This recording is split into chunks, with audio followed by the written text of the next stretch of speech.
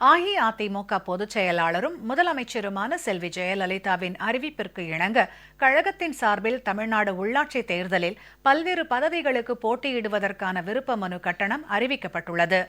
கழக பொருளாளர் திரு ஓ பன்னீர்செல்வம் இன்று வெளியிட்டுள்ள அறிவிப்பில் அஇஅதிமுக பொதுச் செயலாளரும் முதலமைச்சருமான செல்வி ஜெயலலிதாவின் மேலான அறிவிப்பிற்கிணங்க நடைபெறவுள்ள தமிழ்நாடு உள்ளாட்சி தேர்தலில் கழகத்தின் சார்பில் வேட்பாளர்களாக போட்டியிட விரும்பும் கழக உடன்பிறப்புகள் உரிய கட்டணத் தொகையை செலுத்தி விண்ணப்ப படிவங்களை பெற்றுக் கொள்ளலாம் என தெரிவித்துள்ளார்.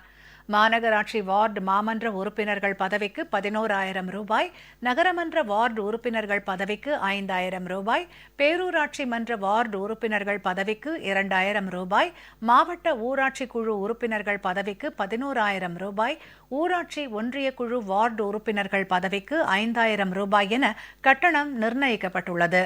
கழக பொதுச் செயலாளரும் முதலமைச்சருமான செல்வி ஜெயலலிதாவின் ஒப்புதலோடு இந்த அறிவிப்பு வெளியிடப்படுவதாக கழக பொருளாளர் தெரிவித்துள்ளார்.